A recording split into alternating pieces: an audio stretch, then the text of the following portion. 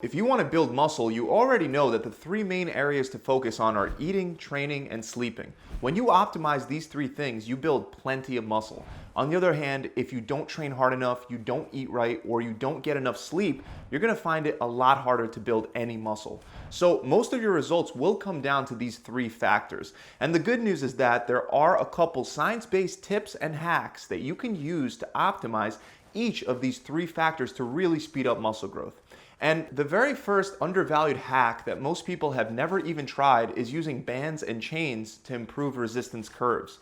You see, many exercises have a specific sticking point. For example, on the bench press, the sticking point tends to happen after the bar comes off the chest right before the halfway point. That's the point where the exercise is the hardest and requires the most strength. Meanwhile, other points, like the lockout portion, for example, require much less strength.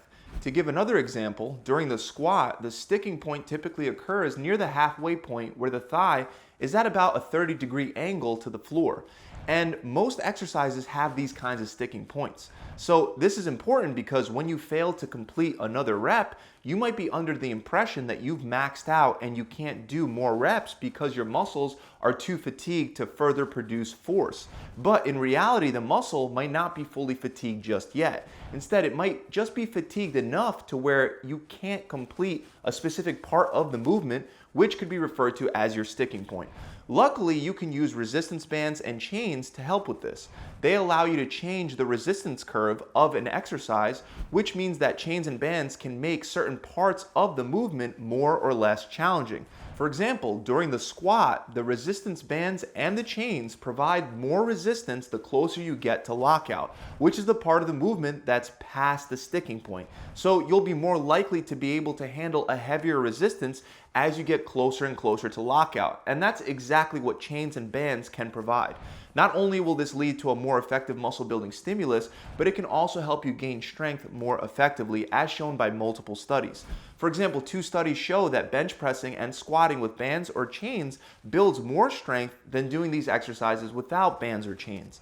In another 2016 paper published in the Journal of Strength and Conditioning Research, researchers found that more advanced lifters tend to benefit the most from using bands and chains. Beginners, on the other hand, many times don't have the required coordination and the rate of force development to use bands and chains effectively, which is why if you're a beginner, you're better off getting accustomed to weight training in general before adding bands and chains. And for those of you that are more advanced, keep in mind bands and chains don't necessarily improve the effectiveness of all of your exercises. For example, an exercise like the leg press, even though it has its fair share of problems, it generally already has a great resistance curve. So there's really not much of a point of adding chains or bands to a leg press.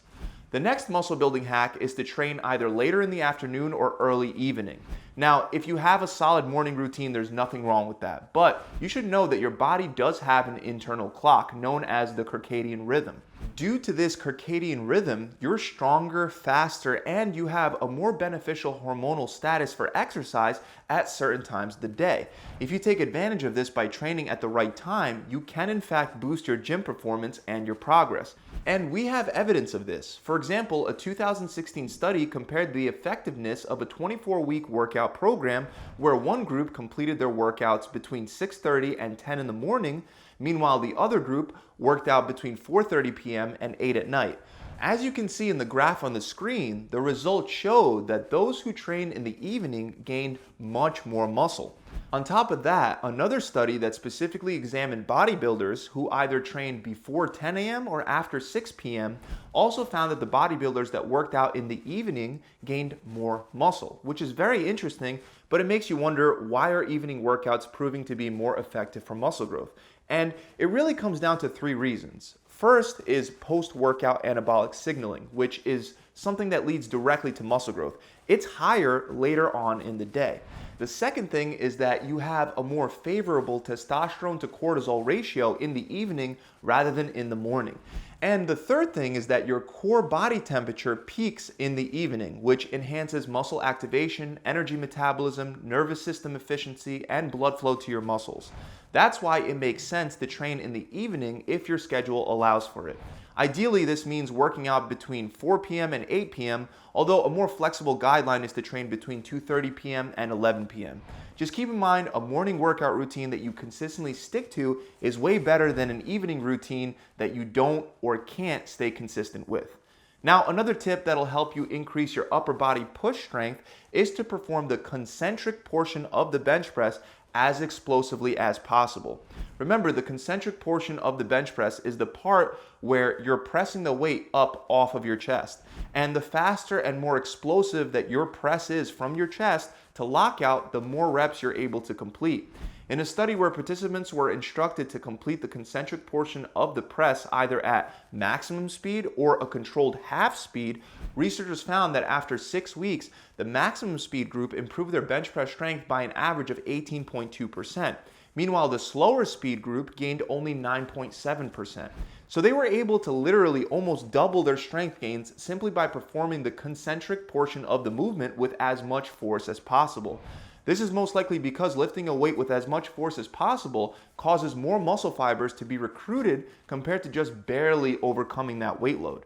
Now, as far as I'm aware, there are no studies that looked at whether similar results could be expected from exercises like the deadlift and squats, but it's likely that the same effects will carry over. So if you want to improve your strength or just maximize muscle fiber recruitment during your exercises, apply a high amount of force during the concentric portion of your exercise. But please make sure to lower the weight nice and slow with a lot of control. So explode on the way up, but lower the weight slowly, or else you'll be doing this really wrong and you'll end up with an injury. The next simple hack that'll go a long way is to start all your workouts by focusing on your priority muscle group or your priority exercise first. This is because the muscles and the exercises that you train first in a workout, they tend to improve the most. Meanwhile, those exercises that are trained later on get a less effective stimulus, as shown by another study published in the Journal of Strength and Conditioning Research. In this study, the researchers concluded that if an exercise is important for your training goals, then it should be positioned at the beginning of your training session, regardless of whether or not it's a large muscle group exercise or a small muscle group exercise. So in the case of a power lifter, this generally means starting with either a squat, bench press, or deadlift. In the case of a bodybuilder, this usually also means starting with a big compound movement like the squat, bench press, or deadlift, but it could also mean doing an isolation exercise for a specific lagging muscle group first. For example, let's say that your calves are lagging and it's a muscle group that you really want to see develop and grow. Then, contrary to what most people would advise, it's fine to start your session with calf raises first. Now, going back to what we were talking about earlier, if you don't like working out at night and you're better at getting it done in the morning, a hack that can make a big difference for you is to consume caffeine before your morning workouts.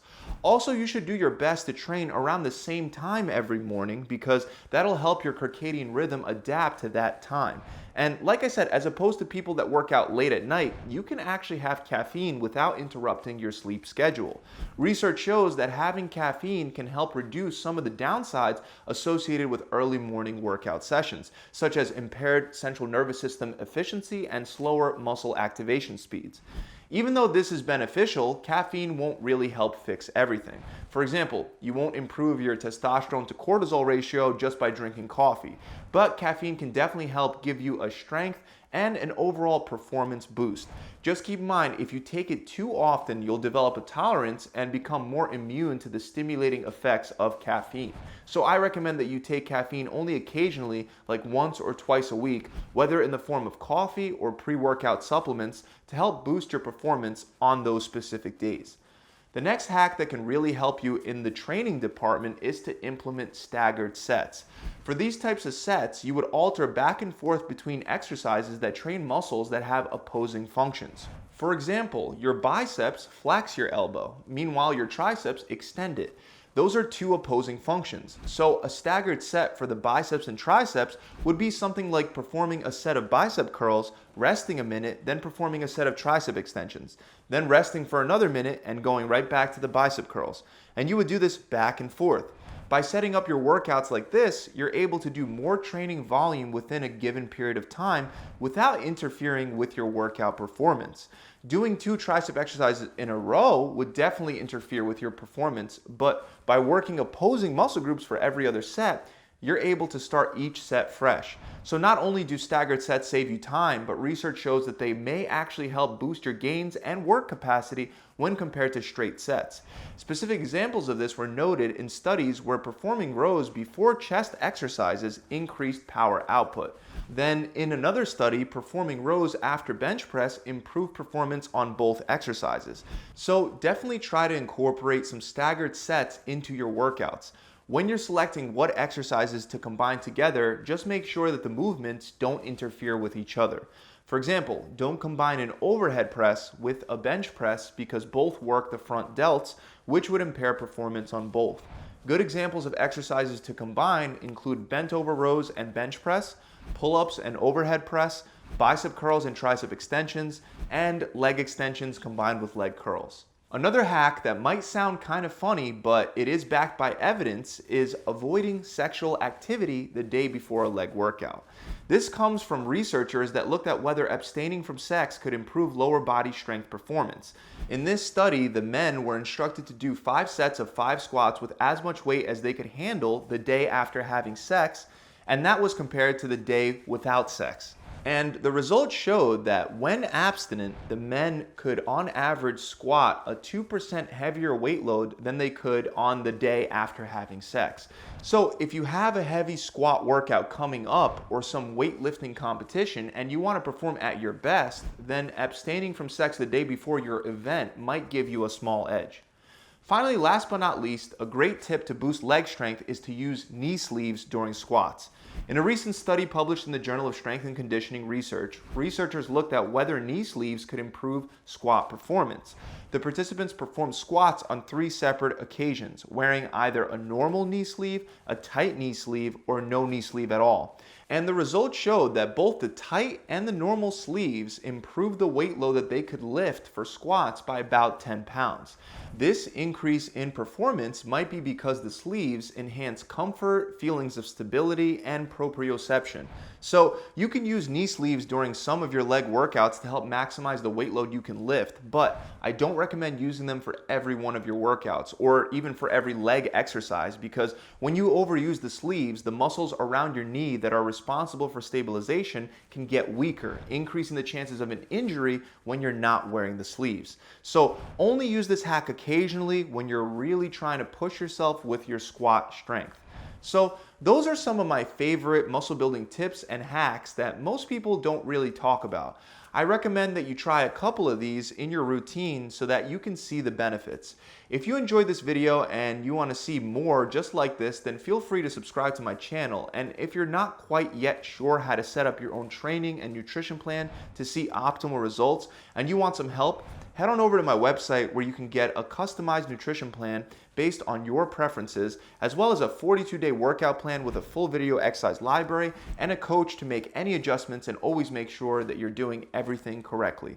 To find out more, click the link in the description below, or you can visit my website directly at gravitytransformation.com. See you guys soon.